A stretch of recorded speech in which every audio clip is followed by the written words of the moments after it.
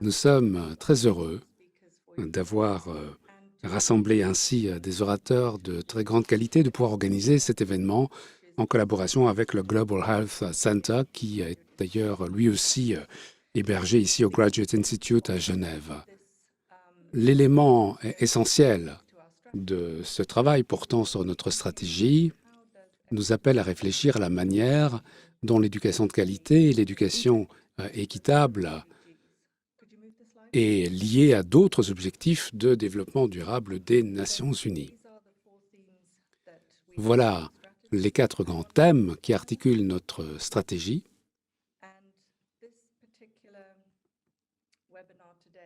Et le webinaire de ce soir pose la question suivante. Les ODD, en fait, reconnaissent l'importance de ces liens entre plusieurs secteurs, entre plusieurs thématiques qui traditionnellement étaient traitées de manière cloisonnée par des experts travaillant chacun dans leur coin. La collaboration intersectorielle, en fait, de plus en plus est considérée comme une manière plus efficace de travailler et de traiter du problème. Le titre de ce webinaire se termine par un point d'interrogation pour être sûr que nous ne faisions que poser une question sans pour autant partir d'hypothèses que nous considérons comme acquises. Merci, Daniela. Le webinaire d'aujourd'hui se penche sur l'intersection entre l'éducation, l'ODD 4, et l'ODD 3, qui concerne la santé. Nous nous poserons certaines questions en ce qui concerne l'intersectorialité en tant que pratique souhaitable de ces politiques publiques. Daniela vous donnera un lien d'ailleurs pour vous rappeler là où vous pouvez prendre connaissance de notre stratégie en la matière. Il y a un autre travail récent que nous avons mené dans le même élan, portant donc sur l'intersectorialité avec la santé, notamment sur les états d'urgence, éducation au temps de la COVID-19. Et là aussi, Daniela aura l'occasion de vous faire un petit rappel de ce que nous avons publié en la matière dans la messagerie. Je donne maintenant la parole à notre collègue du Global Health Center avant de passer à l'introduction des personnes qui interviendront ce soir. Je donne la parole à Taman Aloudat. Merci beaucoup pour cette présentation, Maura. Merci, chers collègues, d'être des nôtres ce soir. C'est un grand plaisir pour moi de pouvoir nouer cette conversation avec des intervenants de marque. Le Global Health Center, depuis avant la COVID, s'est engagé à traiter de questions de santé publique au niveau mondial en discutant de manière transparente de questions qui limitent l'accès des citoyens à la santé, mais également qui limitent la participation à la détermination par ces mêmes citoyens des politiques de santé. Lorsque l'on parle d'intersectionnalité, on doit évidemment se poser la question de savoir si cette intersectoralité permet de faire la différence. On sait évidemment dans le secteur de la santé que l'éducation est une variable importante qui détermine les résultats en matière de santé. Nous sommes donc d'autant plus heureux de pouvoir engager cette conversation, et notamment à une époque où la COVID nous a bien montré qu'il était nécessaire en fait et possible de mettre en place des politiques mondiales en matière de santé, et qui nous a montré qu'il y avait également un déficit criant en matière d'équité. Nous espérons que cette conversation nous permettra donc de faire un pas en avant et de mieux comprendre comment tirer pleinement parti de l'intersectoralité.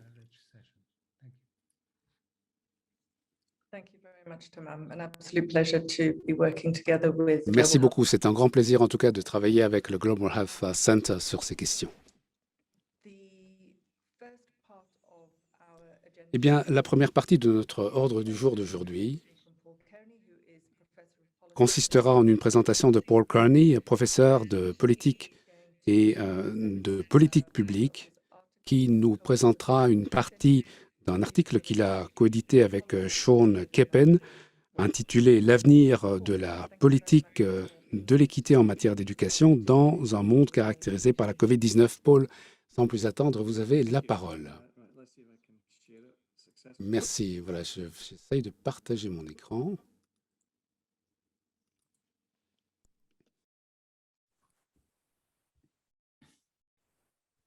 OK.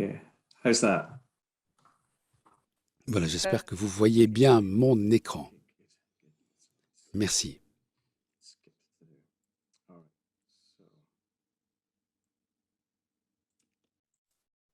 Okay, so here's the context for the kinds of Voilà discussion. le contexte dans lequel cette discussion peut démarrer. Je fais partie d'une équipe qui s'occupe des problématiques à l'écran, les politiques de l'équité, les interventions précoces.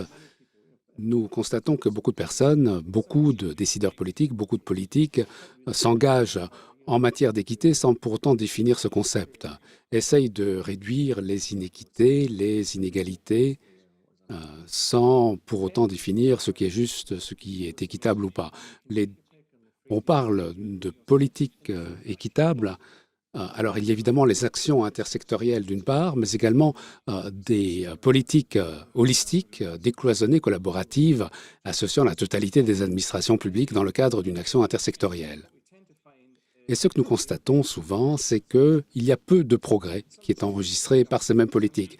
Certains décideurs politiques sont déçus, sont désenchantés. Certains qui travaillent dans les secteurs pendant longtemps, en fait, en élaborent un sens du stoïcisme, pourrait-on dire, et comprennent les enseignements, mais se disent que même si les progrès sont limités, il est nécessaire de poursuivre le travail. Et puis, de plus en plus, certaines personnes dans certains secteurs essayent de voir quels sont les enseignements que l'on peut tirer de la décision politique dans certains domaines afin de travailler plus efficacement. Et pour notre part, nous nous posons la question de savoir comment les études politiques sont utilisées pour tirer toute une série de conclusions. Est-ce que l'on peut trouver dans ces études sur l'élaboration des politiques des conclusions? Et malheureusement, pour résumer, pour faire bref, très souvent la réponse est négative. Donc nous avons en fait lancé cette étude. Nous avons commencé dans le secteur de la santé et puis maintenant nous nous occupons de l'éducation. Et si l'on compare en fait les politiques d'équité dans la santé, dans l'éducation, ces politiques au départ semblent avoir les mêmes objectifs généraux. Si on les étudie in abstracto, il s'agit notamment de mettre en place des politiques d'équité, de lutter contre les inégalités dites injustes. Dans certains secteurs, il s'agit en fait de promouvoir des mesures intersectorielles en contribuant à un objectif plus vaste, plus large, par exemple la contribution à la réalisation des ODD. Et puis, on essaye d'utiliser en fait des études de ces politiques publiques afin de voir comment avancer. Il peut y avoir néanmoins des différences importantes en pratique. Tout d'abord, que se passe-t-il lorsqu'on identifie un écart entre les deux? Comment contribuer à l'activité dans d'autres secteurs?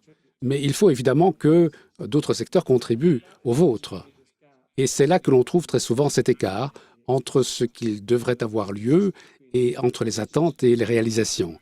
Il y a un écart entre les exigences fonctionnelles qui demandent évidemment qu'on travaille de manière intersectorielle, mais les réalisations ne sont pas forcément à la rencontre de ces attentes.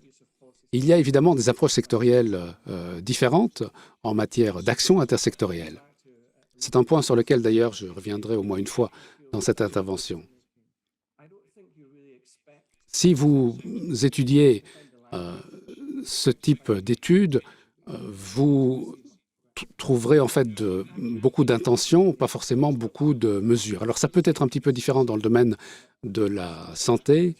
Certains s'attendent là à ce que les mesures intersectorielles permettent d'arriver à quelque chose de plus concret.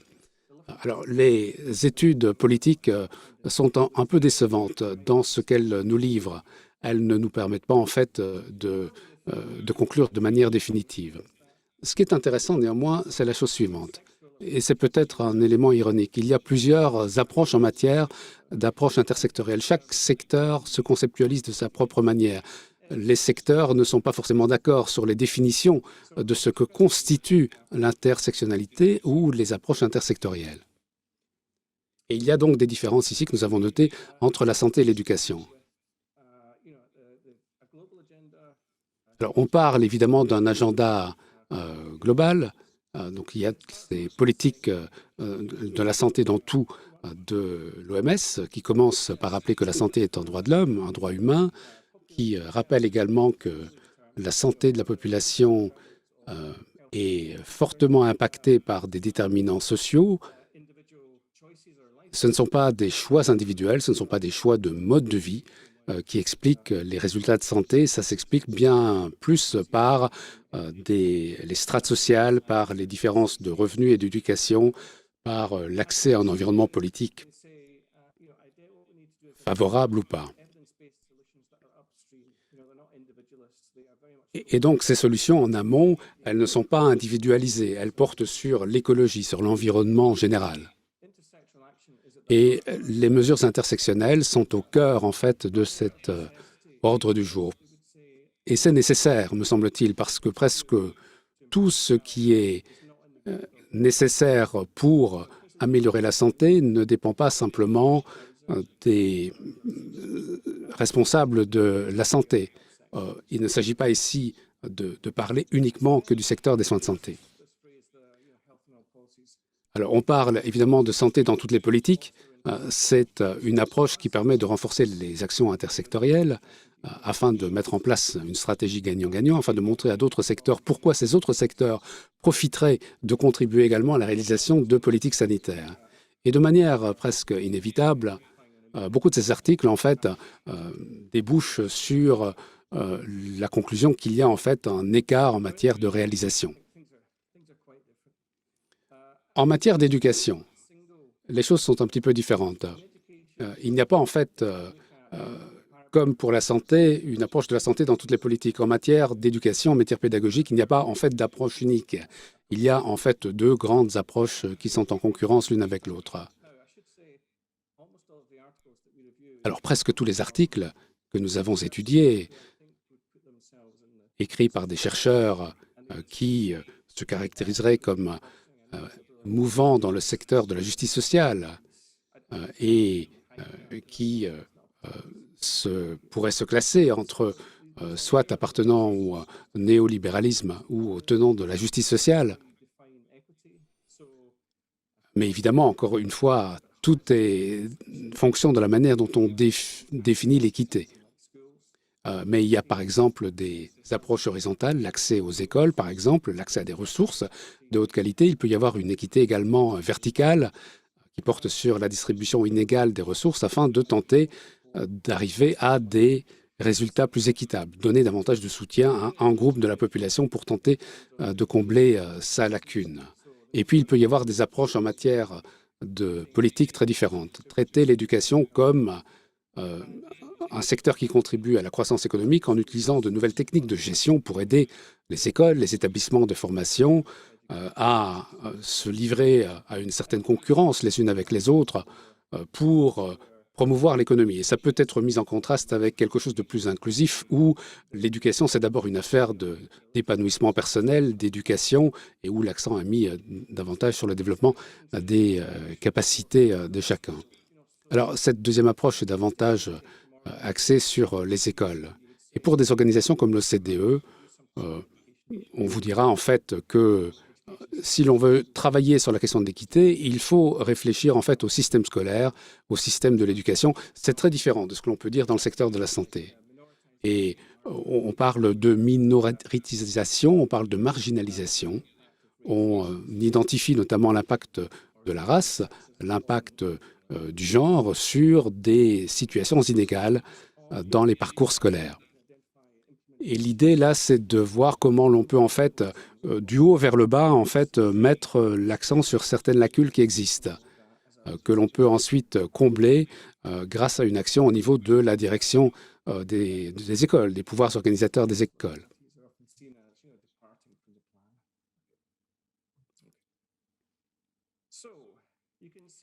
Bien.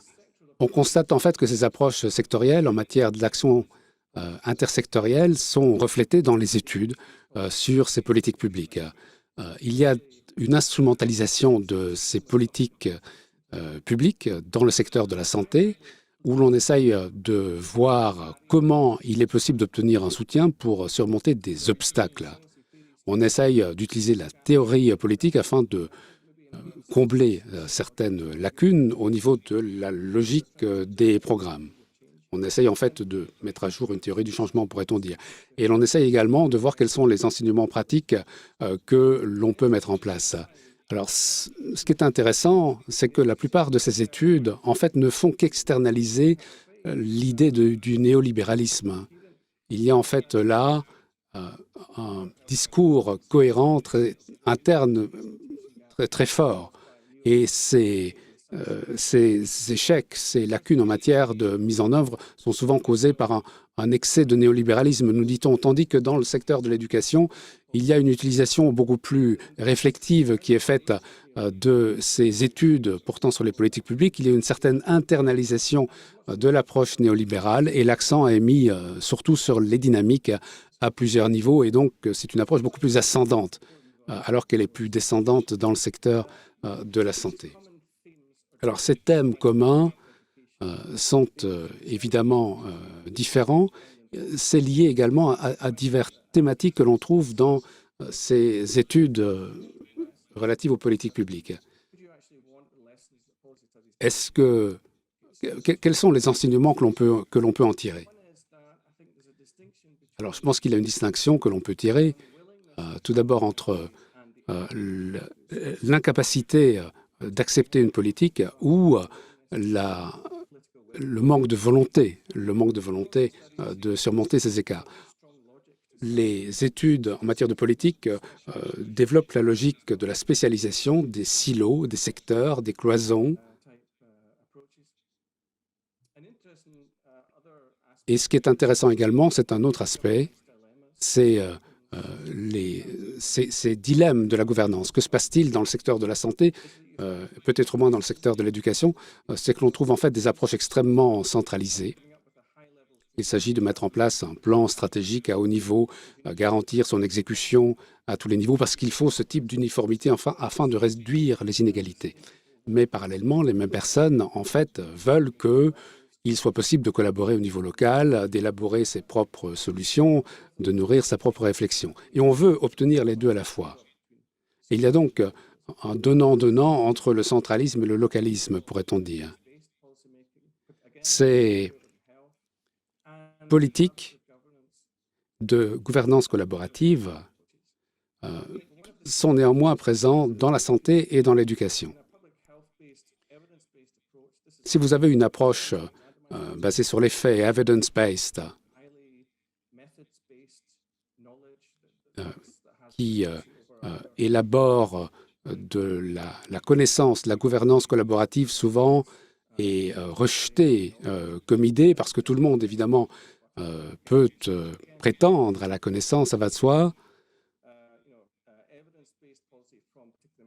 Mais il faut prendre en compte, en fait, les politiques qui ont dégagé, d'après les études qui en sont faites, des effets concrets.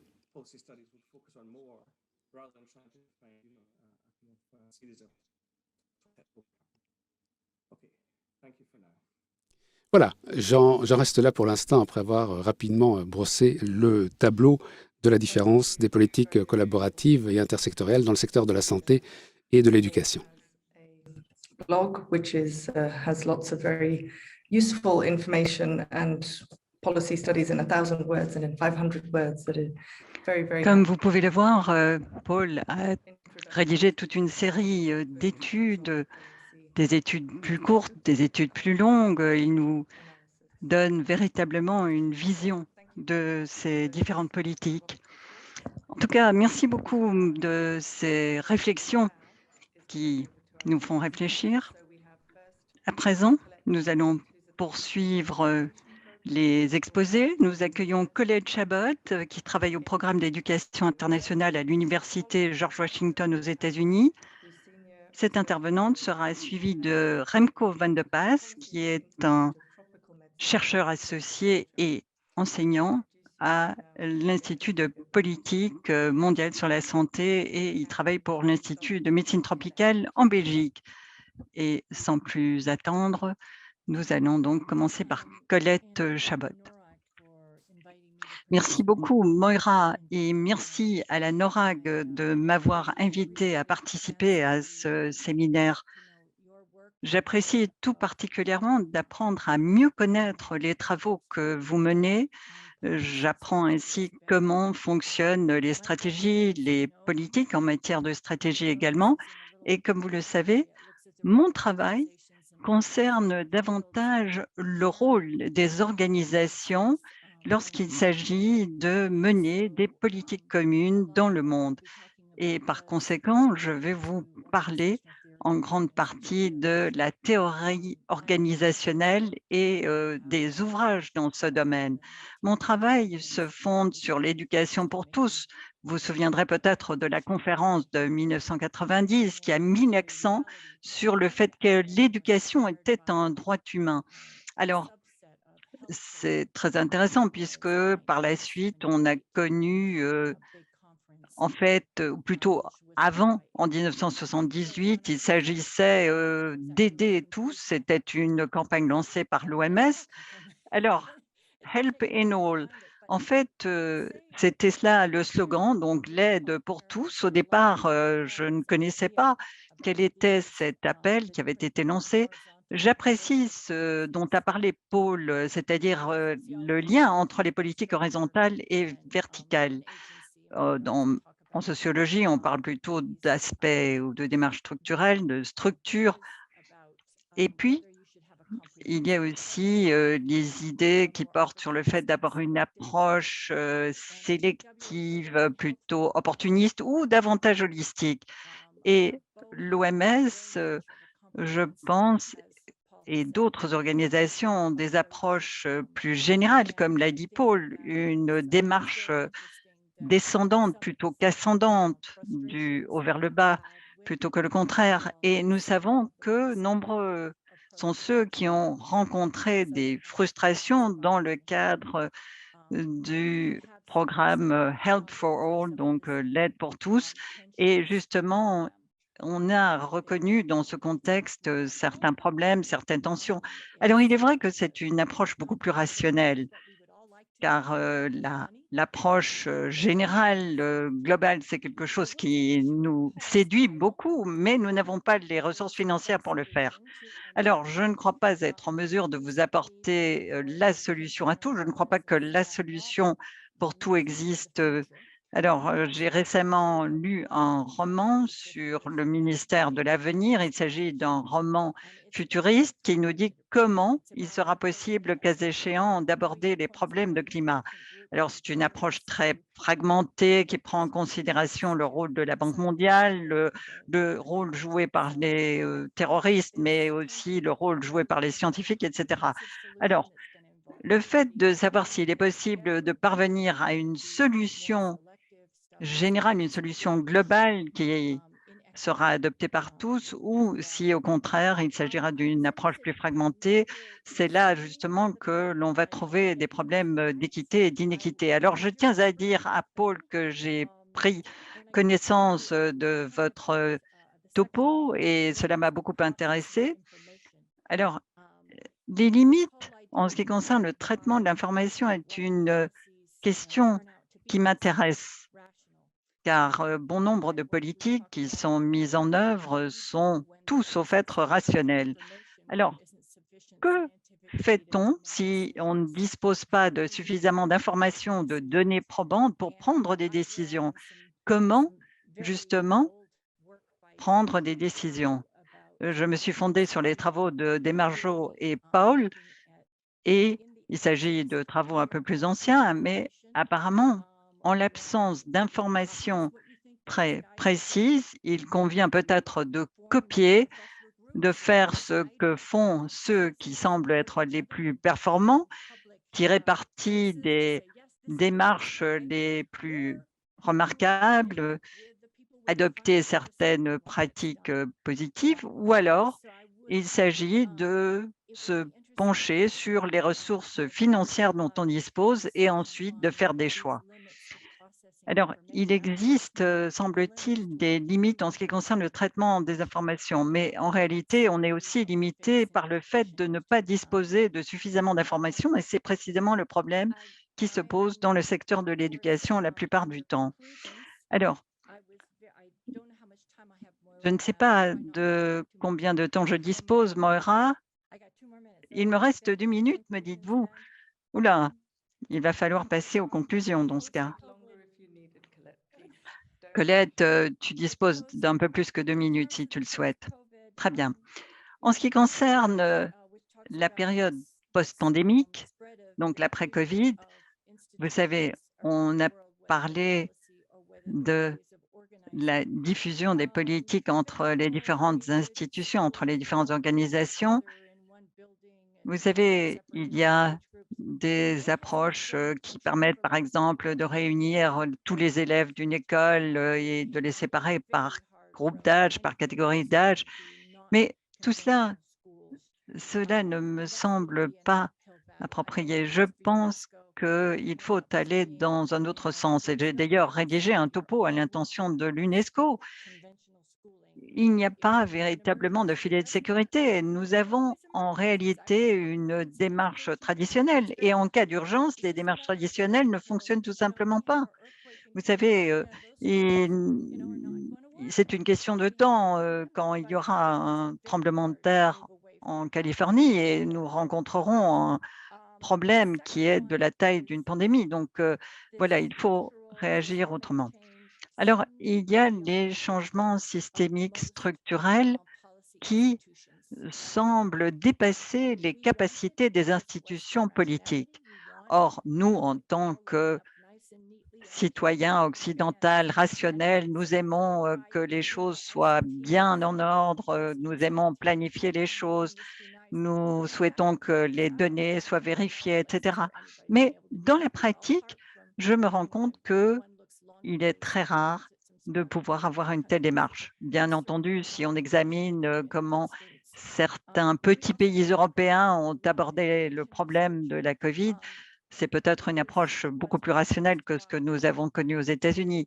En tout cas, si vous voyez la quantité de recherche dans le domaine de l'éducation réalisée aux États-Unis et le lien avec les obstructions, les blocages en ce qui concerne l'accès, eh bien, on se rend compte que aux États-Unis, par exemple, pendant de nombreuses années, il n'y avait même pas un ministère d'éducation nationale. Et nous savons qu'un grand nombre de chercheurs du monde entier ont suivi une formation, ont suivi des études aux États-Unis. L'approche ascendante est encore véritablement très lacunaire et nous devons très certainement faire des recherches. Alors, il a été dit en réalité que les spécialistes de la stratégie n'ont pas véritablement une vision d'ensemble. Non, je suis tout à fait d'accord. Alors, est-ce que c'est dû au manque de données scientifiques, de données probantes? Je me pose la question. L'OMS a peut-être été un peu plus efficace que l'UNESCO lorsqu'il s'agissait de réunir le monde autour d'un consensus scientifique, mais il n'existe pas réellement et j'en reste là pour l'instant. Merci. Merci beaucoup, Colette. Nous allons à présent donner la parole à Remco, qui est médecin ainsi que chercheur. Remco, c'est à vous. Merci, je suis très heureux de me retrouver dans ce groupe. C'est une communauté qui est quelque peu nouvelle en ce qui me concerne. J'ai été très intéressée par différents liens. Alors, les approches en matière d'éducation et l'équité, le fait de déterminer ce qui fonctionne et ce qui ne fonctionne pas, c'est très intéressant. Alors, je vous dis quelques mots en ce qui concerne ma formation. J'ai participé à de nombreuses ONG en ce qui concerne les besoins, la déclaration d'Avata, c'était très important aussi et cela a servi de toile de fond. Vous savez qu'il y a 15 ans, l'OMS était très engagée concernant certaines déclarations, concernant certaines démarches. Alors, cela étant, vous savez que de nombreux concepts, de nombreuses théories, de nombreuses démarches fondent la réflexion en ce qui concerne l'équité dans le domaine de la santé. Alors, vous verrez qu'il y a des théories qui vous disent comment les choses devraient fonctionner, mais en ce qui concerne la santé au niveau mondial, il y a des écarts colossaux entre la théorie et la réalité. Alors, en ce qui me concerne, je travaille beaucoup sur le travail en matière de santé en vue de promouvoir le développement. Alors, pourquoi le volet santé semble-t-il négligé dans l'élaboration de programmes de santé? Comment assurer l'équité? Comment lutter contre les inégalités? Alors, je rebondis sur ce qui a été dit un peu plus tôt. On peut parler de l'approche interdisciplinaire ou intersectorielle, mais nous nous retrouvons également dans un modèle dans le secteur de la santé. J'observe ce constat. Il y a donc de très nombreux programmes qui se fondent sur les soins de santé, sur les services qui sont fournis, les services de santé qui sont prodigués, et c'est souvent l'approche qui est la nôtre. Alors, comment dire, nous souffrons peut-être de myopie. Nous ne nous rendons pas véritablement compte qu'il serait plus profitable de travailler avec ceux qui travaillent dans le domaine de l'enseignement secondaire ou encore de l'enseignement universitaire ou encore dans les parcours post-universitaires ou post-enseignement. Donc, peut-être est-ce dû au fait que sous l'angle des structures, et c'est là que je rejoins l'intervention de Colette, donc bon nombre d'initiatives dans le domaine de la santé mondiale sont ciblées pour avoir des effets immédiats, mais les déterminants en amont ne sont pas véritablement pris en considération.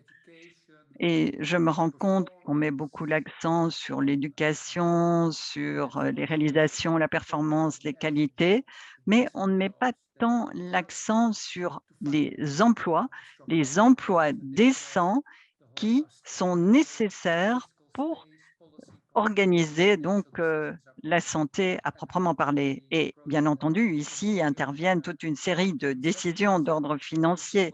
Il est important de voir comment les choses peuvent être abordées de manière cohérente par les différents secteurs. Et c'est ici que, bien entendu, on doit tenir compte aussi des conflits d'intérêts. Et nous savons que bon nombre d'interventions n'ont pas pu être menées à bien. Vous ayant entendu parler, et j'ai également des rapports avec les étudiants puisque j'enseigne à l'université, et je me rends compte du fait que leur secteur de l'éducation est peut-être un petit peu une niche. Avant les années 90, il n'y avait peut-être pas de besoins financiers en termes de demande. Or, ces dernières années, nous voyons que cela augmente de manière considérable. Nous avons des développements où on met davantage l'accent sur d'autres aspects, les aspects ergonomiques, les aspects financiers, les aspects de couverture. Et bien entendu, ici, il est question de qualité. Donc, on met plutôt l'accent sur la prévention et les traitements, la thérapie, plutôt que les soins. Alors, c'est quelque chose qui m'a interpellée dans la réponse à la COVID-19. On a mis essentiellement l'accent sur la vaccination, sur l'obtention de vaccins, alors que bon nombre de mesures de santé publique pouvant être adoptées auraient pu être adoptées en dehors du secteur médical à proprement parler et pourraient être incorporés dans différents principes. On a parlé du cloisonnement, du confinement, de la distanciation. On a essayé d'atténuer les risques par différentes méthodes, mais du fait des changements démographiques et de la demande au niveau des revenus moyens, il est apparu de manière très claire qu'il y a une nécessité de moderniser les soins de santé. Et je pense que nous allons pouvoir tirer des enseignements en ce qui concerne la politique d'atténuation. Cela concerne aussi le secteur de l'éducation. En ma qualité de médecin, vous savez que nous prêtons le serment d'Hippocrate et donc nous prêtons ce serment. Nous sommes formés en médecine dans le respect donc de ce serment d'Hippocrate et ce bien commun, c'est-à-dire ce bien, disons, mondial en termes de santé, semble un petit peu oublier les besoins qu'ont les différents pays en ce qui concerne la sécurité nationale. Il y a des pays qui sont en train d'accumuler les vaccins. Il y a aussi des différents éléments économiques qui vont en fait diriger les décisions politiques. Il y a une véritable nécessité. Moi, je serais très intéressée d'organiser un séminaire entre enseignants et entre praticiens de la santé, voir s'il est possible d'envisager différentes activités, voir si des leçons peuvent être tirées des deux secteurs. Et une analyse intersectorielle peut apparaître pertinente, mais je recommande la mise au point d'études empiriques, des études de cas, qui assureraient un suivi à votre approche intersectorielle, ce qui permettrait véritablement de faire participer activement les praticiens de la santé et les enseignants, afin de discuter justement les propositions et les décisions politiques. Alors, il y a beaucoup à dire, mais j'en resterai là pour l'instant. Merci. Fantastic, Remke. Thank you very much. And so before we Merci, Remke, merci beaucoup. Alors, avant de donner la parole au public pour la séance de questions-réponses, nous allons organiser une table ronde avec Colette, Remke et Paul. Et nous avons en fait, pour lancer le débat, 3 questions que nous allons leur adresser. Et je vous propose de commencer par cette première question.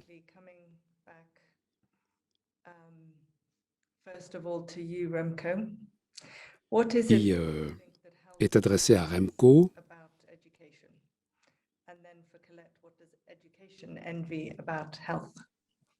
Qu'est-ce que vous pensez que l'éducation a envié à la santé et puis l'inverse pour Colette? Est-ce que je peux peut-être demander à Colette de commencer à ma place? Qu'est-ce que la santé envie à l'éducation?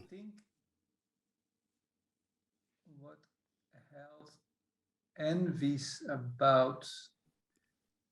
ce que la santé peut envier au secteur de l'éducation, alors je me regarde peut-être dans les yeux, je travaille à la fois dans le secteur de l'éducation et de la santé, et en tant qu'au départ de formation professionnelle de la santé, je pense que dans le secteur de la pédagogie, vous avez probablement au départ plus d'autonomie. Vous êtes plus libre de façonner le contenu de vos cours, d'imprimer une touche personnelle à la manière dont vous travaillez avec vos élèves, vos étudiants. Vous avez la possibilité peut-être d'aménager votre cours sans forcément suivre de manière aveugle les programmes, les cours. En tout cas, j'ai l'impression, moi, que j'ai l'espace nécessaire pour le faire, dans la mesure où, évidemment, le résultat est là. Mais dans le secteur de la santé, il y a beaucoup... c'est déterminé, en fait, au niveau de l'offre. Les prestataires de santé n'ont pas, en fait, forcément le temps d'élaborer une initiative qui leur permettrait, en fait, d'aller au-delà de la simple satisfaction des besoins qu'ils rencontrent au quotidien. Les gens viennent le voir dans leur cabinet de soins médicaux, leur cabinet de docteur pour répondre à des questions précises ou vont au service des urgences pour qu'on les prenne directement en charge. Colette, est-ce que je peux vous demander donc de répondre à la question prise par l'autre bout? Oui, je voulais d'ailleurs remercier également Kita Stomzy qui m'a invité à participer à ce panel. J'ai en fait écrit un bouquin qui s'appelle La santé pour tous et l'essor de l'éducation pour tous. Donc j'ai eu l'occasion de passer pas mal de temps à parler notamment des chercheurs en matière de médecine tropicale. Et ce qu'ils m'ont appris, c'est qu'ils enviaient en fait l'éducation, étant donné en fait le fait que l'on travaillait avec des enfants plutôt que de devoir passer son temps à parler de malnutrition et de diarrhée, etc. C'est beaucoup plus simple, me disent-ils, en tant que spécialiste de la médecine tropicale, de faire cela, de travailler directement avec l'humain. Parce que très souvent, évidemment, c'est que financent les bailleurs de fonds, c'est quelque chose qui les touche directement et c'est la raison pour laquelle ces spécialistes de la médecine tropicale me disaient qu'ils enviaient le secteur de l'éducation et la transition vers la santé pour tous qui vise à développer la santé de l'enfant utilise en fait des méthodes comme par exemple les photos que vous voyez en manchette de ce livre que j'ai écrit et qui essaye finalement de toucher, de tirer sur une corde sensible afin d'engager les gens à dépenser davantage. Donc certains considèrent que l'éducation, finalement, on comprend ce qu'on peut faire. Tout le monde considère que l'éducation, en fait, c'est la clé pour en arriver à une égalité, à une équité.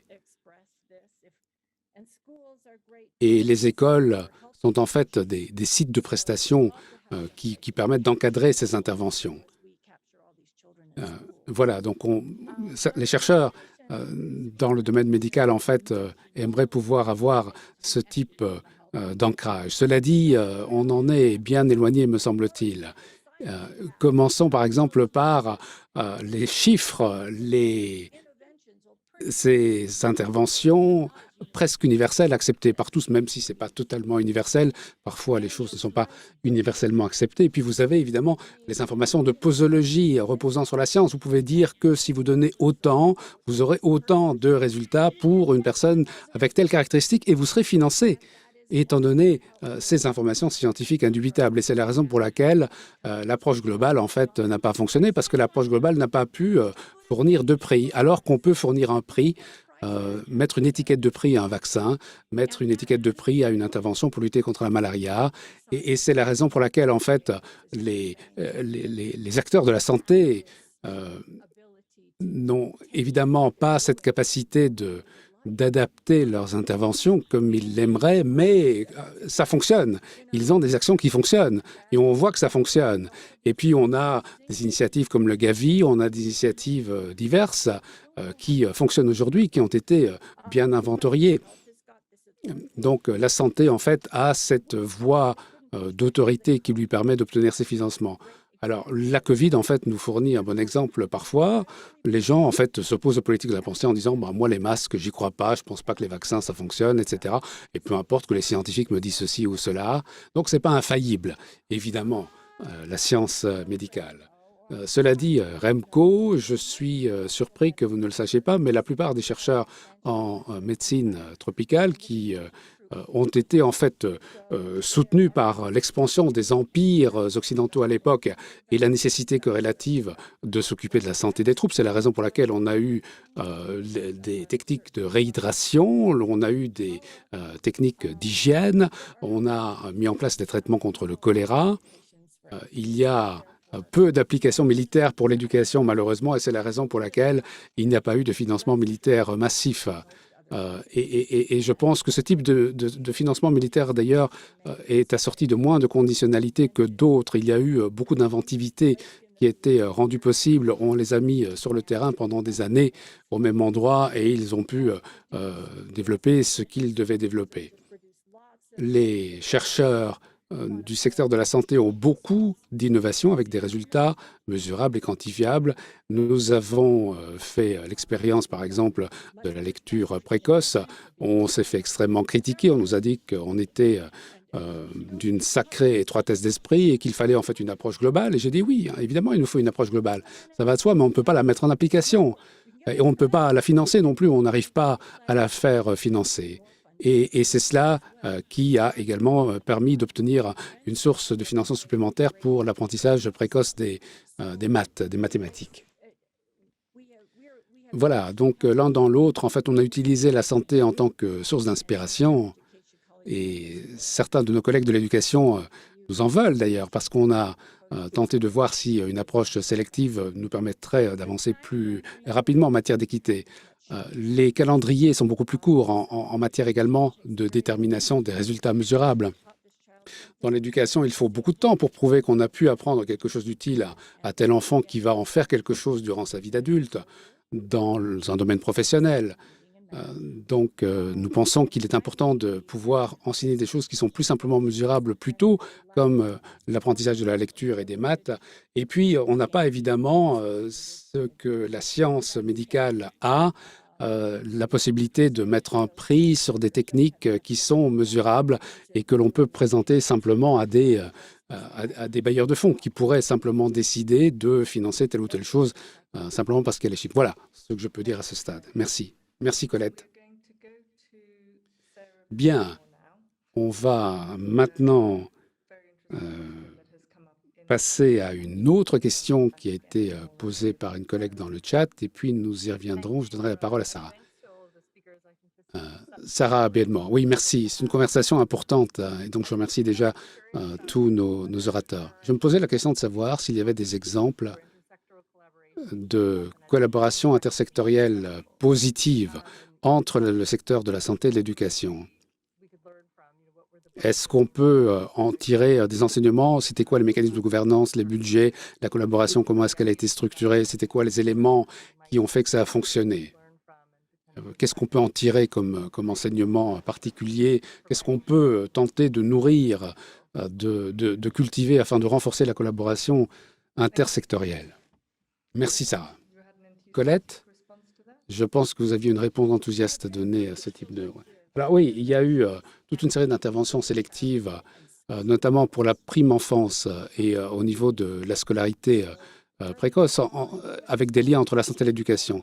Donc, en matière de survie des enfants, par exemple, on a fait la promotion de l'éducation des filles en disant que plus on éduque les filles, ça permettra évidemment à ces filles, lorsqu'elles seront mères, d'être de meilleures mères et de s'occuper davantage de la santé de leurs enfants. Nous avons également toute une série d'autres exemples. En matière de nutrition, de santé mentale, de harcèlement physique, initiative de l'OMS visant à améliorer la santé mentale et lutter contre le harcèlement à l'école, les questions d'identité de genre, également le traitement des maladies endémiques. Là aussi, c'est intéressant.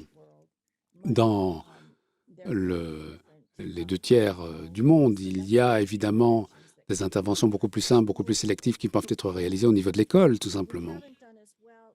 On n'a pas forcément autant avancé dans le secteur de l'éducation supérieure ou de l'enseignement continu pour adultes.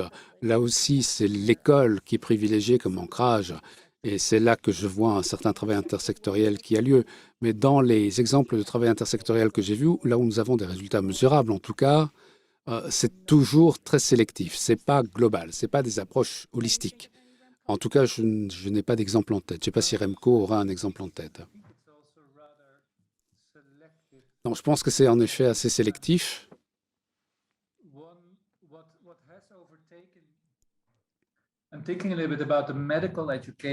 Et je pense un petit peu à l'éducation médicale.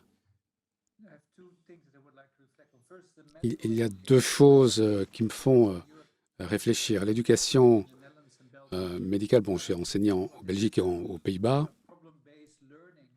En fait, on essaye d'apprendre aux futurs médecins de résoudre des problèmes. Il y a eu toute une série de projets pilotes là qui ont été liés avec les spécialistes de l'éducation Ensemble, ils ont tenté de restructurer les programmes scolaires pour que l'on favorise davantage moins la théorie, que l'on favorise davantage en fait la résolution de problèmes pratiques, une approche beaucoup plus pragmatique. Et donc aux Pays-Bas, en tout cas, là, ça a joué un certain rôle. On a compris que le médecin devait en fait se pencher bien davantage sur les problèmes concrets que rencontraient les patients plutôt que de se placer dans une approche théorique de compréhension et d'entendement extrêmement théorique de la maladie. À Maastricht, où je me situe par exemple, l'école des professions de la santé a été l'une des écoles qui a en fait adopté de manière précoce cette approche de formation. Mais au fil du temps, on voit que finalement, ce n'est pas quelque chose qui est forcément beaucoup financé, ou beaucoup plus que les autres types d'interventions. Alors au niveau des soins, à la fin des années 70, au début des années 80, il y avait un mouvement qui tentait d'élaborer en fait des principes de soins pour faire face à des situations de pénurie de médecins.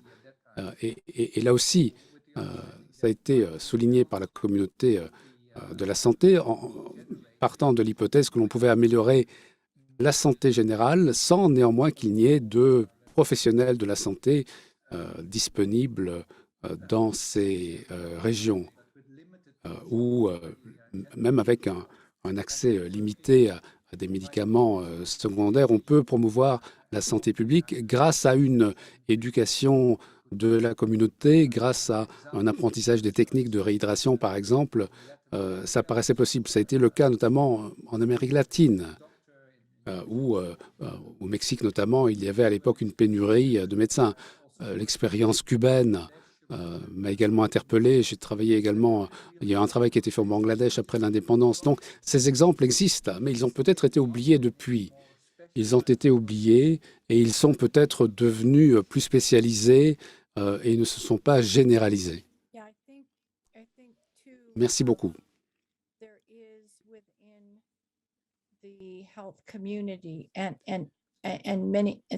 Au niveau de la communauté médicale, on voit que pour atteindre les objectifs de développement durable, sans l'ODD 4,7, qui n'est pas assorti de bons indicateurs, donc ça veut dire qu'il est peut-être mort-né, parce que les indicateurs, évidemment, appellent non seulement l'attention, mais également le financement. Et sans activer les enfants, sans que les enfants nous accompagnent dans cette démarche, ce n'est pas évidemment possible à long terme. Donc on essaye encore de voir comment faire la différence. Et le 4.7 couvre l'équité des genres, la citoyenneté mondiale, le développement durable, enfin tous ces éléments. Tous ces éléments avec énormément d'implications en matière de santé publique. Mais ce n'est pas simple.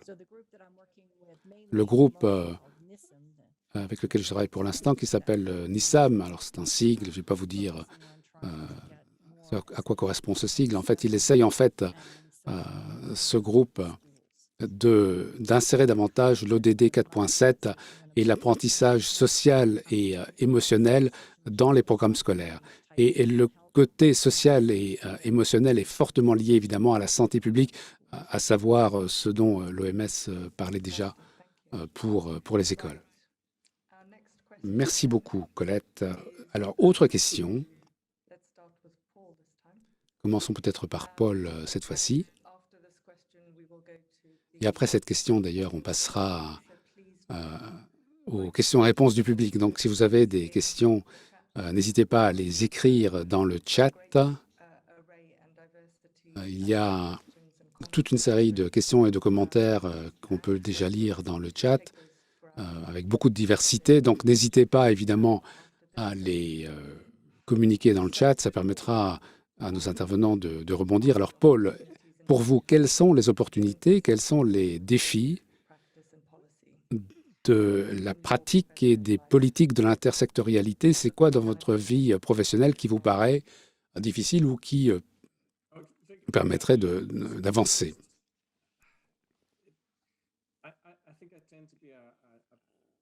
strong source of challenges rather than opportunities. Je pense que c'est peut-être une source de défis et d'obstacles plutôt que d'opportunités. J'ai déjà parlé de certains de ces défis, étant donné les cloisons, les silos qui existent. On n'est pas d'accord sur le type de connaissances qui pourrait ressortir en fait d'un niveau de collaboration. On se pose la question de savoir comment articuler tout cela au niveau des interventions publiques. Lorsque l'on fait de la collaboration autour de mesures intersectorielles, se pose évidemment la question du contrôle. On perd le contrôle de ces questions de recherche, on perd le contrôle de l'orientation que l'on veut donner à son activité. C'est quelque chose évidemment qui ressort de toute analyse du secteur de la santé et de l'éducation. Donc certains vont plutôt faire pencher la balance dans le sens de la justice sociale de manière vague. Et d'autres vont considérer que finalement leur domaine y perd son âme, a été totalement dilué, n'est plus reconnaissable, étant donné cette approche intersectorielle. En termes d'opportunités, là j'ai beaucoup plus de difficultés à en vous en donner certaines. Mais il y a peut-être un potentiel non exploité dans les études de collaboration, me semble-t-il. Le travail de José Eleanor, par exemple, qui s'est posé la question de savoir comment gérer les ressources. Je pense qu'il y a beaucoup d'éléments utiles là qui pourraient être exploités si on investissait le temps nécessaire pour bien comprendre ce que ça veut dire.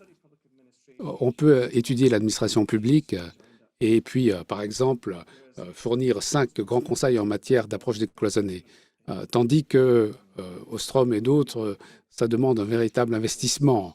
Il faut probablement prendre un cours pour comprendre ce qu'ils veulent nous dire. Donc, il y a des opportunités qui existent, mais elles ne sont pas simples à obtenir. Elles demandent pas mal de travail. Merci beaucoup, Paul.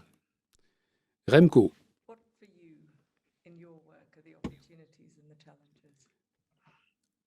En matière d'opportunités et de défis, qu'est-ce que vous avez à nous en dire? Alors, opportunités et défis.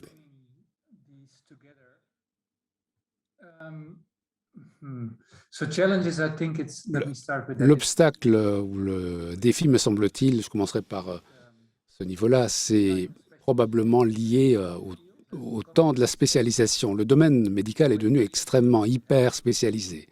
On travaille dans le secteur médical et il y a une progression de carrière. Ce qui est valorisé aujourd'hui, c'est le fait d'avoir une connaissance pointue de spécialistes. C'est ça qui est davantage valorisé, beaucoup plus que le fait d'avoir certaines connaissances qui sont finalement peu disponibles ailleurs. Et dans le secteur de la santé, il y a donc un écart de la connaissance entre les experts, les médecins et puis les patients. Si les patients étaient experts, ils n'auraient pas à consulter un médecin, évidemment.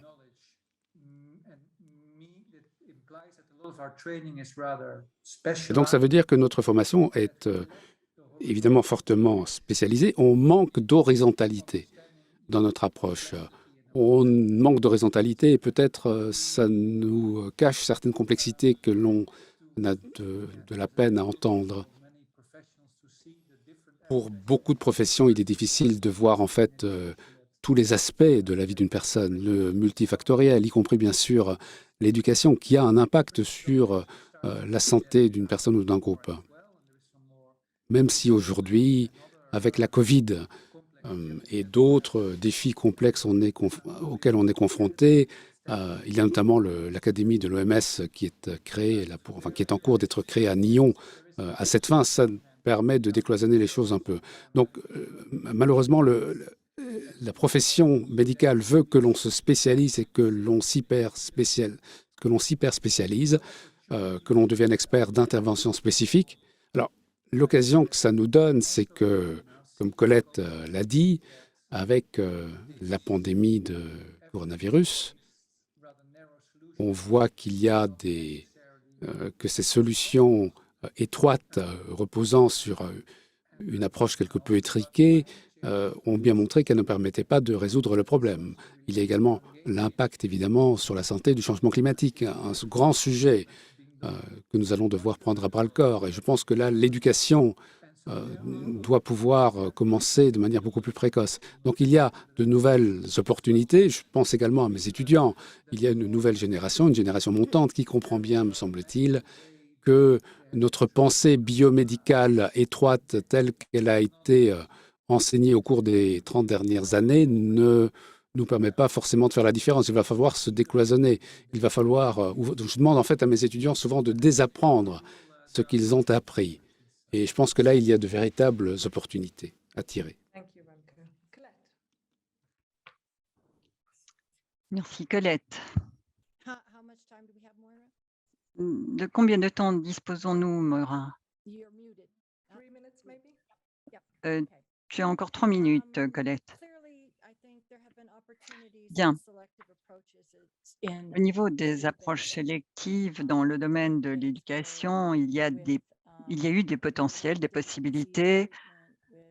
Alors, dans le domaine, par exemple, de la nutrition, du travail sur les maladies endémiques, sur la santé. Mais cela ne me décourage pas, car lorsqu'il y a 2 groupes qui travaillent de manière cloisonnée, on dit souvent qu'ils travaillent dans 2 domaines différents. Ils ont des cultures qui leur sont propres. Et si vous voulez qu'ils travaillent ensemble, il ne faut pas leur attribuer un vaste projet. Non, il faut leur donner de petites tâches à réaliser. Et c'est la raison pour laquelle je disais que je n'étais pas découragée.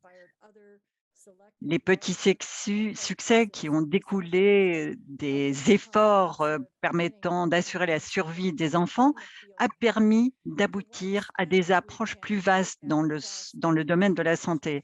Alors, quant à savoir s'il est possible de répercuter cela au niveau des organisations dont le pouvoir organisationnel est varié, je ne le sais pas, mais je pense qu'il faut commencer à petite échelle. Alors, étant donné le biais qui existe dans le domaine de la recherche et dans les institutions de recherche aux États-Unis, et nous savons qu'il y a énormément d'organisations de recherche aux États-Unis, et comme je le disais, de nombreux chercheurs ont fait leur formation, ont fait leurs études aux États-Unis. Je pense qu'il y aura une plus grande ouverture en ce qui concerne les approches ascendantes dans le domaine de l'éducation que ce n'est vrai dans le domaine de la santé. Alors, bien entendu, il y a des préjugés spécifiques aux institutions américaines, par exemple, qui témoignent d'une certaine allergie à certaines approches structurelles, ou alors il faut absolument apporter des preuves avant de faire changer certains décideurs dans une certaine direction. Alors, je pense que de manière générale, les acteurs de la santé vont peut-être préférer des approches plus structurelles plutôt que des approches plus générales. Et là, nous voyons une situation un petit peu différente dans le domaine de l'éducation. Alors, s'agissant des objectifs de développement durable, les ODD, nous nous rendons compte que ce sont les générations futures qui vont être ceux qui vont porter ces ODD. Il est très important qu'il y ait un engagement par rapport aux ODD dans le domaine de l'éducation. Et c'est là que les écoles vont pouvoir jouer un rôle très important. Et à moins d'être porté par le secteur de l'éducation, il ne sera pas possible de réagir. Nous savons comme il est très difficile de prendre des décisions en passant le flambeau d'une génération à une autre. C'est la raison pour laquelle il est très important de commencer à travailler avec les jeunes enfants.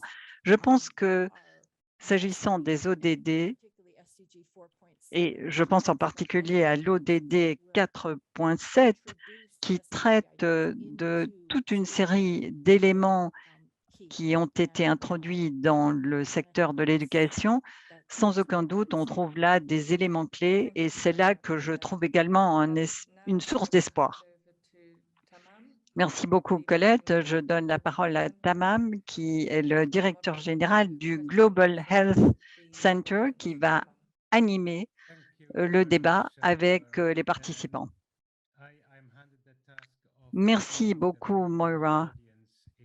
la tâche qui m'est attribuée est très diverse puisque les participants viennent d'horizons très différents. Alors, je commencerai par une question posée par Gita et c'est une question qui me paraît tout particulièrement pertinente. Alors, il est question de démocratisation étant intervenue dans le secteur de l'éducation, mais peut-être pas dans le secteur de la santé.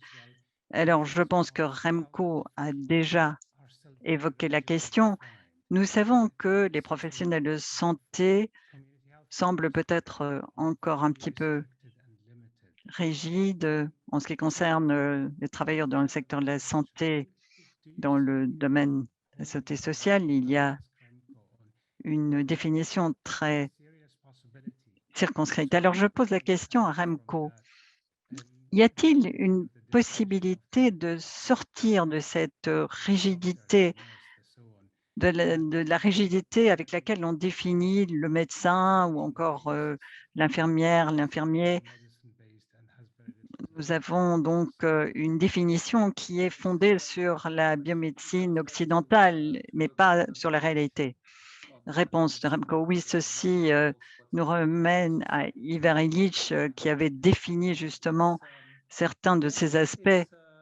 Alors, je dirais qu'il y a probablement des possibilités d'aller dans ce sens et de veiller à ce que les interventions dans le domaine de la santé menées par les gouvernements soient organisées, par exemple, sur la base des valeurs, des principes, des éléments principaux et voir qui va participer ou non.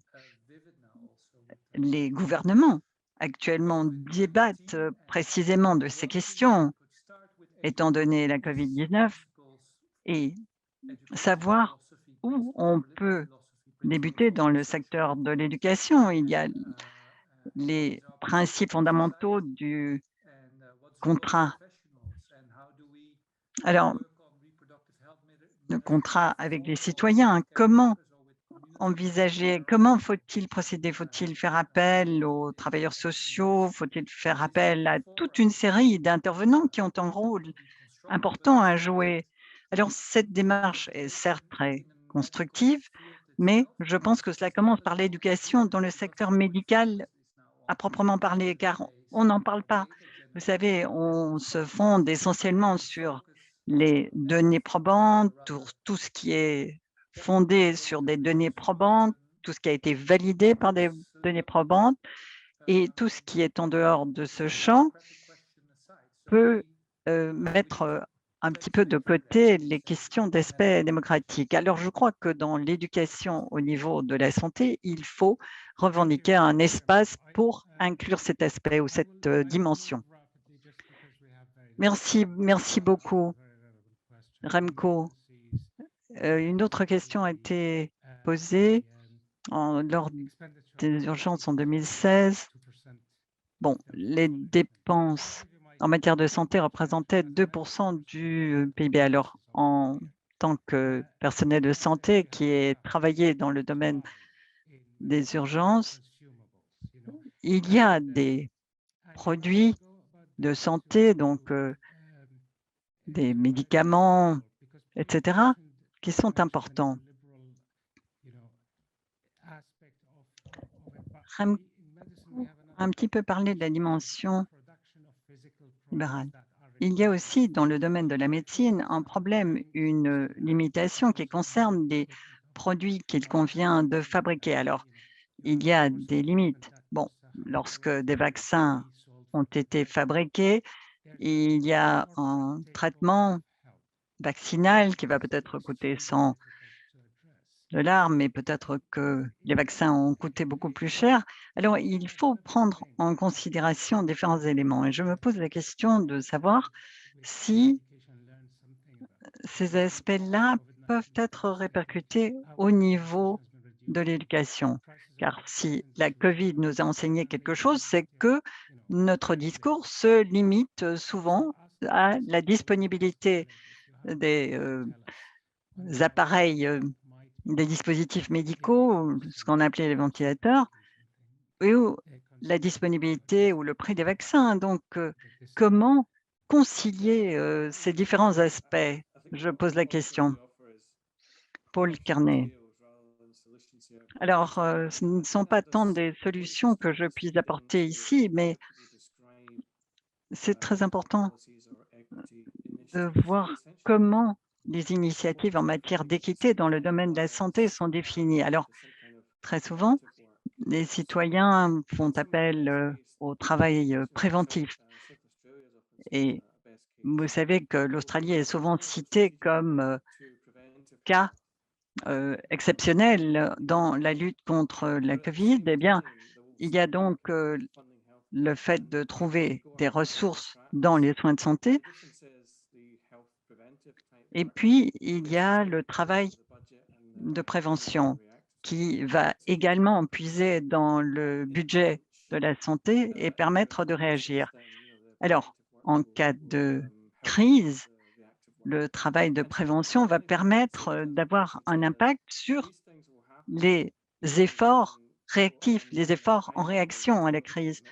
Alors, de manière générale, nombreux sont ceux qui s'engagent dans la voie de la prévention et qui font des efforts. Ils ne déclarent pas qu'ils soutiennent la prévention et qu'ils font ce genre de travail pour étoffer le travail de réaction, mais il est important de voir comment ces engagements peuvent être transformés et transposés dans l'approche appropriée. En tout cas, le constat, c'est que aucun gouvernement n'a véritablement trouvé un moyen réel pour utiliser le budget de la santé pour aller dans le sens de la prévention.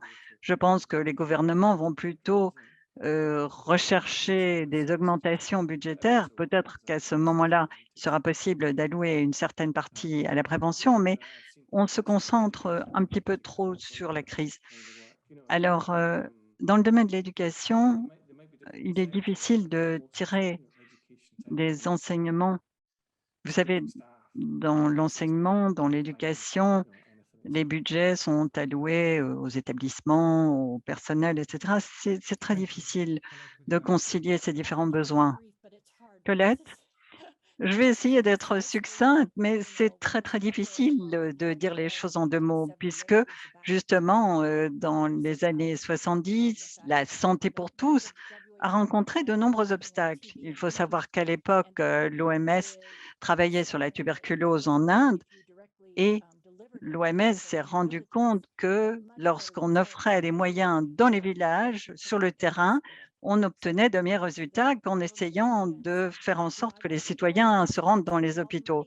Et il a été suggéré au gouvernement de l'Inde de fermer vos hôpitaux. Nous allons demander à des médecins d'apporter les médicaments sur le terrain afin d'obtenir de meilleurs résultats. Et le gouvernement a dit, mais c'est absolument absurde. Les hôpitaux représentent un véritable statut. Ils sont le témoin du fait que le pays est un pays développé, un pays avancé. Et en fait, on se rend compte que les soins de santé primaire peuvent être réalisés justement sur le terrain, dans les villages, là où il n'y a pas de médecins. Et de la même manière, nous avons beaucoup de mal à prendre des distances par rapport aux modèles éducationnels. Et ces modèles éducationnels que nous avons connus par le passé, ils ne conviennent pas à de très nombreux enfants. Mais ce sont les modèles de jadis qui ne tiennent pas en considération la communauté d'enfants qui participent à tel ou tel établissement. Alors, vous savez, il est très important de détacher des spécialistes de terrain, des vulgarisateurs dans les villages qui peuvent réaliser des miracles plutôt que les hôpitaux. Mais les hôpitaux vont gagner dans cette lutte et de même, les établissements scolaires vont également remporter la remporter la chose. Nous voyons que les choses changent. Je travaille depuis plusieurs décennies avec les collectivités. Merci. Je me permets d'ajouter un mot et de dire que j'ai beaucoup travaillé dans le domaine des soins de santé sur le terrain. Mais vous savez, il y a des mesures qui sont plus rationnelles. Par exemple, les soins à l'intention des enfants au niveau terrain, ces besoins, en fait, les besoins des enfants n'ont pas été pris en considération de manière adéquate. Par exemple, dans cette approche, au niveau, par exemple, du terrain, on offrait toujours le même antibiotique, on ne tenait pas compte de l'apparition de telle ou telle maladie, etc. Et dans le domaine de la santé, on ne peut pas se limiter aux chiffres, par exemple, en prenant le taux de mortalité. Colette, ce n'est pas le secteur des soins de santé qui est responsable, ce n'est pas le secteur des soins de santé qui n'est pas approprié. Tamam Aloudat. Oui, il y a une autre question dans la messagerie. Alors, Habib avait demandé la parole un peu plus tôt. Je ne sais pas si elle est toujours présente. Hamida, Moira Paul. En fait, Hamida n'avait pas précisé qu'en fait, elle souhaitait poser une question concernant l'éducation en matière de santé en Afrique. Donc, la deuxième partie de la question d'Hamida portait sur l'éducation en matière de soins de santé en Afrique. Oui, mais Hamida est à présent connectée. Je voudrais qu'on lui donne la parole. Hamida, vous avez la parole, mais veuillez activer votre micro, s'il vous plaît. Le micro est toujours désactivé. Normalement, ça devrait fonctionner. Bonjour, je vous parle depuis l'Algérie. Je suis algérienne. J'aimerais poser une question. Les thématiques d'aujourd'hui sont vraiment très intéressantes. Récemment, le 5 octobre, nous avons eu une discussion sur la COVID-19. C'est le quatrième but dans le développement rural. Vous avez parlé généralement de l'éducation of the world. And what about Africa? What about the countries like Algeria, like Tunisie, like Libya? Donc, quid des pays comme la Libye, la Tunisie, l'Algérie, l'Égypte? Qu'en est-il de l'Afrique où nous rencontrons énormément de problèmes en matière d'éducation? Merci, merci beaucoup, Hamida. Je voudrais savoir si les uns ou les autres souhaitent rebondir immédiatement sur ce que vient de dire Hamida. Il va sans dire que nous connaissons un petit peu la spécificité de l'Afrique et en particulier de l'Afrique subsaharienne. Alors, je ne sais pas si Remco souhaite rebondir là-dessus ou d'autres. À quoi faut-il réfléchir avant tout dans ce contexte particulier?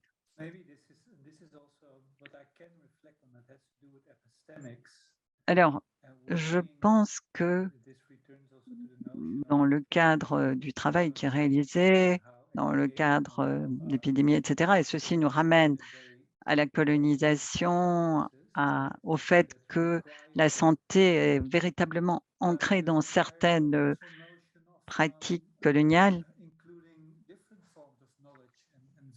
Il me semble qu'il nous faut faire appel à d'autres éléments, à d'autres savoirs. Alors, puisque je travaille avec l'Institut de médecine tropicale, nous travaillons avec bon nombre de pays de la zone subsaharienne en Afrique et nous nous rendons compte que le modèle médical qui est enseigné reste très rigide.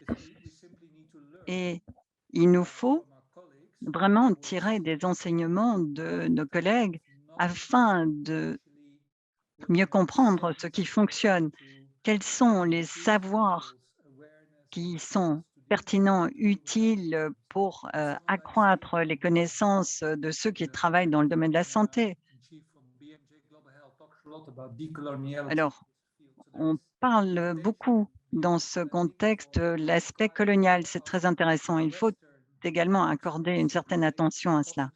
Mais en tant qu'experts occidentaux, il faut également donner de la place, donner une certaine envergure et ne pas se concentrer sur les approches occidentales.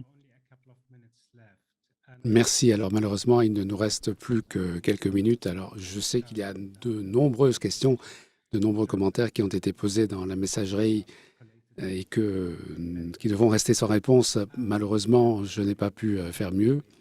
Cela dit, nous avons évidemment la possibilité de donner, comme d'habitude, pour conclure ce type de webinaire, 30 secondes pour permettre en fait à chacun de nos intervenants de livrer leurs derniers éléments de réflexion. Peut-être en commençant par Paul. Merci. Pour en revenir aux questions, si vous regardez les études que nous avons faites, nous avons publié ces articles et la grande majorité de ces articles que nous avons étudiés ont été faits dans un petit nombre de pays occidentaux. C'est la sélection que nous avons constatée. La plupart des articles analysant les politiques publiques, en fait, ont été publiés dans un petit nombre de pays, les pays nordiques, par exemple. Pour l'éducation, 2 tiers des articles prenaient des exemples américains, des États-Unis. Voilà. Il faut évidemment le prendre en compte. Les exemples que l'on peut en tirer, les bonnes leçons que l'on peut, le cas échéant, en tirer, ne sont pas forcément extrapolables. Alors, dans le contexte de la décolonisation, qu'est-ce qu'on peut dire également? Il y a évidemment, dans le secteur de la santé, on voit très souvent, vu de l'Occident, que le problème de la santé publique dans les pays non occidentaux, c'est un problème à résoudre. Et on sait évidemment que l'éducation, c'est la même chose. Il y a de grandes pressions qui existent dans les pays du Sud mondialisés qui sont poussés en fait à suivre des agendas qui sont déterminés ailleurs. Et les deux tendances, évidemment, se renforcent. Merci beaucoup, Paul. Colette? Un des domaines où l'éducation a des choses à envier à la santé, c'est que on a pu, dans le domaine de l'éducation, créer dans plusieurs secteurs. On a pu mettre en place pendant de nombreuses décennies des centres de recherche dont la mission, c'est d'étudier certaines thématiques dans le monde des 2 tiers, si j'ose dire. Or, il y a peu de recherches qui peuvent être utilisées et qui prennent l'exemple de ces pays en voie de développement et qui peuvent être utilisées notamment pour obtenir des financements. En Afrique et en Afrique du Nord, souvent on en reste en fait à des approches traditionnelles de la scolarité qui malheureusement ne font pas l'affaire de beaucoup d'enfants. Il faut donc des innovations basées sur la recherche scientifique permettant de trouver des sources de financement afin de faire des expérimentations et de faire autre chose. Mettre en place des approches qui pourraient être sélectives, pas globales, nécessaires, mais qui permettraient en fait de travailler de manière un peu différente. Mais pour le monde des 2 tiers, malheureusement, nous n'avons pas une recherche en matière d'éducation qui nous permet déjà de travailler sur la base de données. Et c'est la raison pour laquelle cet agenda international de la recherche continue d'être dominé par le premier monde, par les agences internationales et ne produit pas forcément des recherches qui sont aussi utiles en Afrique ou en Afrique du Nord. Voilà malheureusement la réponse que je dois vous faire à ce stade. Merci beaucoup, Colette. Remco, est-ce que vous voulez également intervenir pour clore?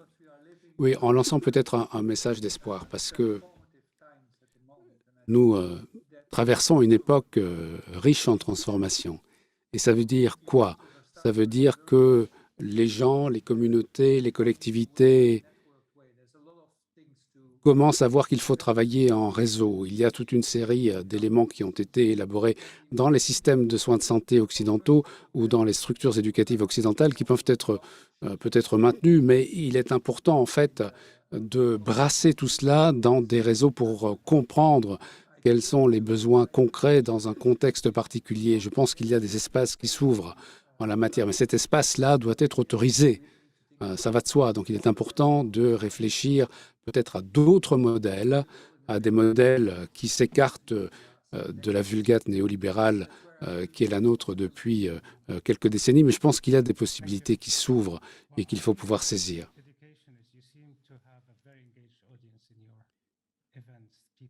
Alors, vous avez en tout cas un public fort attentif avec de nombreuses contributions aujourd'hui, mais pour parler avec un chapeau de professionnel de la santé, je pense qu'il est important, en effet, de voir la part de l'éducation dans la création d'un discours émancipateur, nous permettant de réfléchir à ces nouvelles catégories. Je ne pense pas, évidemment, que le monde de la santé ait déjà trouvé ce type de discours émancipateur qui peut exister, dans le secteur de l'éducation. J'aimerais que ce soit plus développé chez nous, dans le secteur de la santé, et peut-être plus présent dans l'esprit des uns et des autres, où on voit que pour beaucoup de professionnels de la santé, ce sont les manuels, ce sont les guides et les codes d'intervention qu'on leur a enseignés qui continuent de donner le ton. Voilà. Merci en tout cas de votre attention. Je rends la parole très volontiers à Maura et Daniela si vous voulez intervenir avant la clôture. Merci beaucoup, Taman. Je remercie également nos trois intervenants, Paul Corney, Colette Chabot et Remco van de Pas. Daniela va en fait lancer un lien pour faire une petite enquête de satisfaction, ce qui nous permettra de savoir si nous pouvons améliorer nos webinaires. Pour ceux d'entre vous qui voulaient suivre ces questions de la décolonisation, j'ai également inséré dans le chat un lien vers une initiative du Graduate Institute qui porte sur la décolonisation avec une piste santé, une piste éducation. Il y a également d'autres thématiques qui doivent être envisagées en la matière, ça va de soi. Je pense que Paul, à la fin de sa présentation, a posé la question de savoir si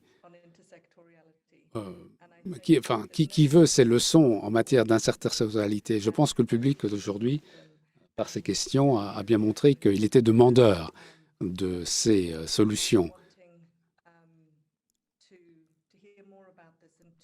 Et nous terminons peut-être ce séminaire sur un goût de trop peu.